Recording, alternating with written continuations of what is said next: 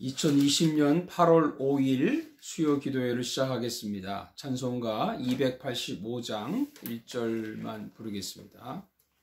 주의 말씀 받은 그날 참 기쁘고 복되도다.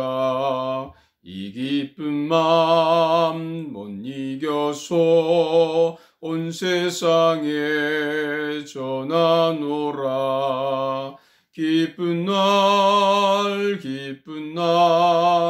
주 나의 죄 다 씻은 날 늘 깨어서 기도하고 늘 기쁘게 살아가리.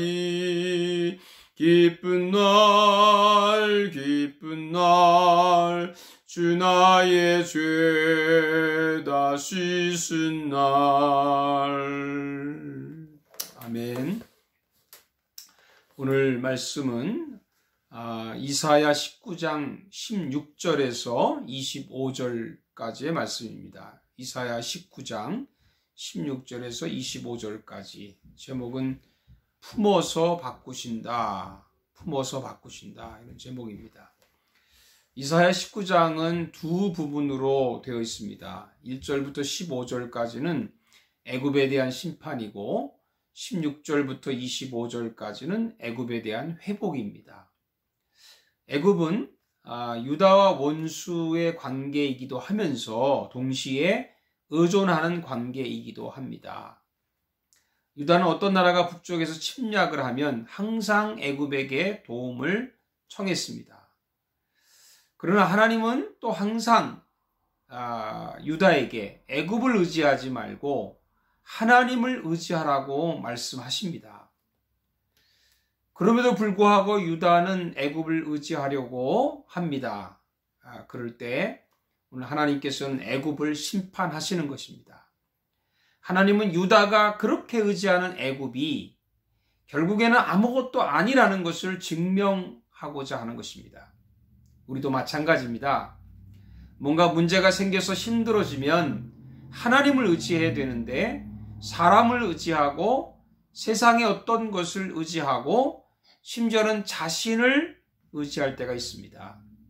그래서 하나님은 우리가 의지하는 것들을 모두 다 깨트리시고 그리고 나면 그때서야 우리가 하나님을 의지하게 만드시는 겁니다. 그럼 가장 좋은 선택은 무엇일까요? 무슨 일이 있든지 먼저 하나님께 묻고 하나님을 의지하고 사는 것입니다. 우리 언제나 하나님을 의지하고 삽시다. 그런데 오늘 본문에는 하나님은 그렇게 심판하셨던 애굽을 품으신다는 거죠. 그럼 왜 유다의 원수였던 애굽을 품으실까요? 하나님은 품어서 그들을 고치시려고 하는 것입니다. 사람을 고치는 방법이 두 가지가 있죠. 하나는 때려서 고치는 방법이 있고 사랑으로 고치는 방법이 있습니다. 그런데 하나님은 사랑으로 품어서 고치는 방법을 택하신 거죠. 애굽을 통해서 이것을 보여주시는 것입니다. 그럼 어떻게 하나님은 애굽을 품으십니까? 첫째는 두려움을 통해서 품으십니다. 17절에 보니까 유다의 땅은 애굽의 두려움이 되리니 이는 만군의 여호와께서 애굽에 대하여 정하신 계획으로 말미암음이라. 그 소문을 듣는 자마다 멸하리라. 떨리라. 원래는 유다가 애굽을 두려워해야 되는 거죠. 그런데 이제는 애굽이 유다를 두려워합니다. 애굽은 출애굽 때에 유다를 두려워했던 적이 있었죠. 그들은 하나님이 그들의 장자를 죽이고 군사들을 홍해에서 몰살당하는 것을 경험하면서 하나님을 두려워했습니다. 하나님을 두려워하는 마음을 주어서 하나님의 품으로 돌아오게 만드는 것입니다. 사랑하는 여러분, 하나님을 두려워합시다. 그래서 하나님의 품으로 돌아갑시다. 그러면 살 수 있습니다. 둘째는 징계를 통해서 품으십니다. 22절에 보니까 여호와께서 애굽을 치실지라도 치시고는 고치실 것이므로 그들이 여호와께로 돌아올 것이라. 여호와께서 그들의 간구함을 들으시고 그들을 고쳐 주시리라. 사랑하는 아들이 죄를 지을 때 징계하는 것은 아버지의 사랑입니다. 하나님은 애굽을 치셔서 죄를 깨닫게 하고 고침을 받아서 그들이 하나님 품으로 돌아오게 하신다는 것이죠. 하나님은 원수라도 품고 사랑으로 매를 때려서 치유하시는 것을 우리에게 보여주시는 것입니다.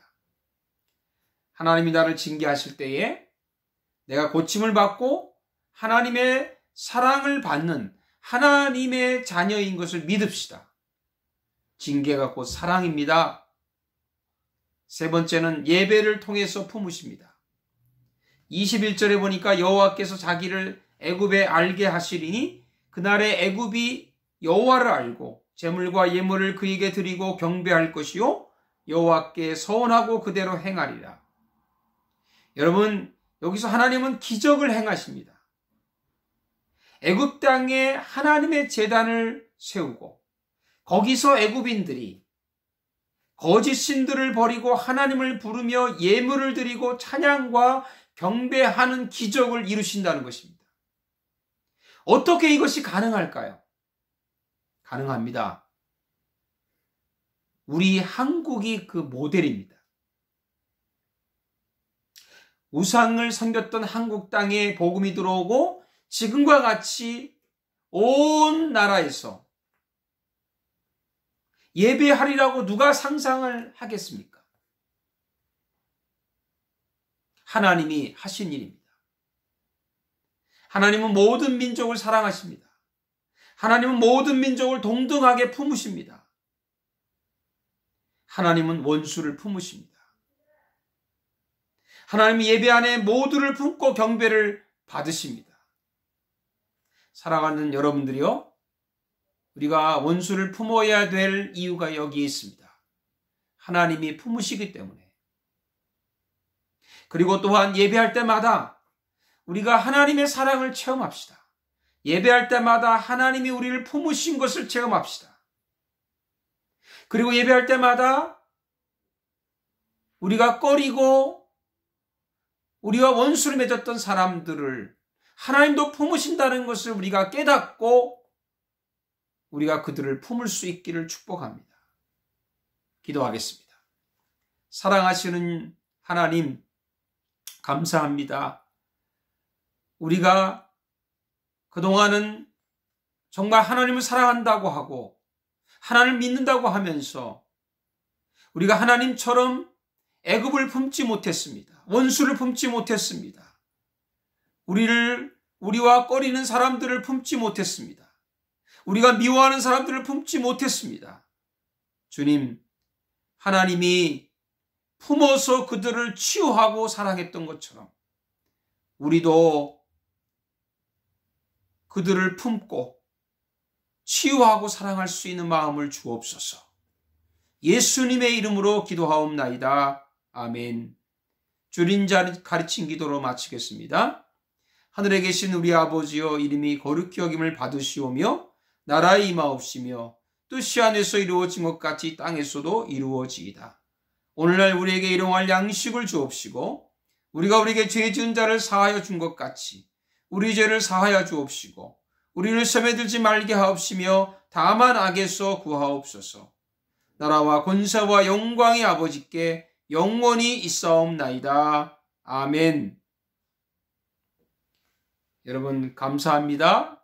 또 사랑합니다. 또 주일에 뵙도록 하겠습니다. 할렐루야.